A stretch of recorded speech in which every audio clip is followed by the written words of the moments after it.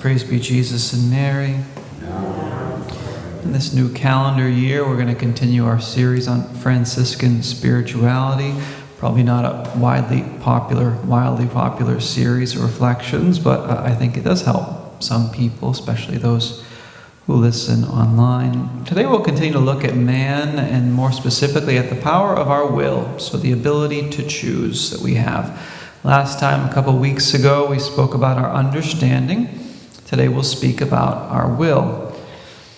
God, who is the final object and goal of our intelligence, is also the goal of our will as well. Saint Bonaventure, with his theory of illumination, places the energies of the mind and those of the will in one accord.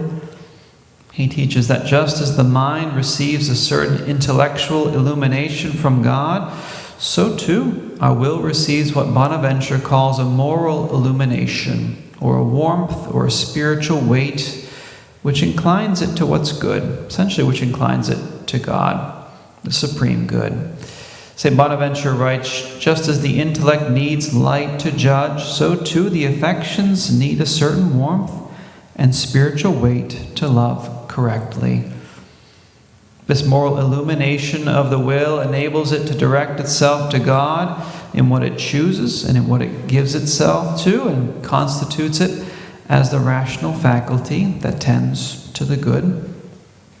This inclination, which orients or directs us constantly towards the good, makes us aware of the hierarchy of goods from the lowest to the highest, and it helps us to see the fallenness and the instability of created goods, created things.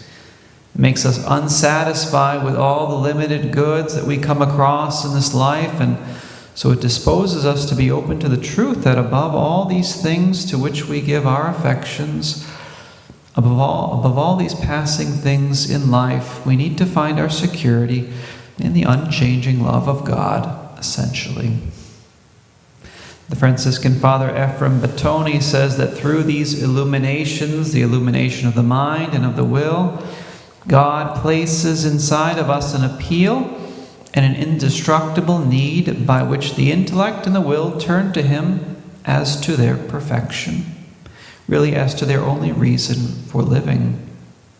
And so through these illuminations, man, says Father Batoni, is naturally prepared to know and love all things in God, meaning to know and love them as images and reflections of the divine essence itself.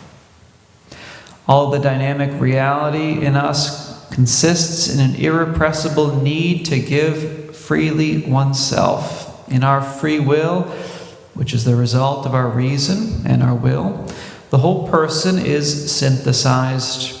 We're created to be a self-gift to God, which corresponds to how God gives Himself to us, actually. The will which was made so that we could freely choose God and give ourselves to Him.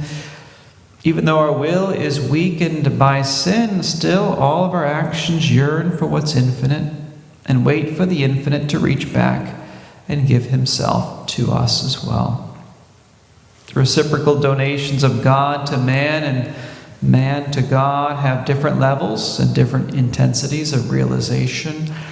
The apex, the perfect and total gift of God to man and of man to God, is found where? In Jesus Christ, in the Incarnation. Man's will, therefore, in its essence and in its aspiration, pre-announces and waits for the Incarnation, says Father Vito Fornari. It's true that in reality it's difficult to know God, to see Him in all things, to adhere to Him, to give ourselves to Him. That's true. The climb to reach God requires effort. We have to go through many sufferings during it. Most of us know that, I think.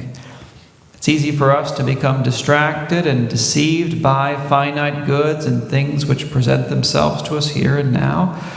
But in these things we won't find our true peace. And of course it's sin which clouds our reason and weakens our will at the same time.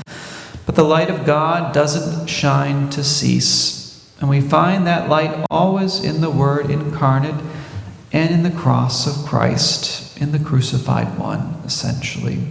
So in the Incarnation and the redemption. It's toward these two realities that our minds and our hearts tend.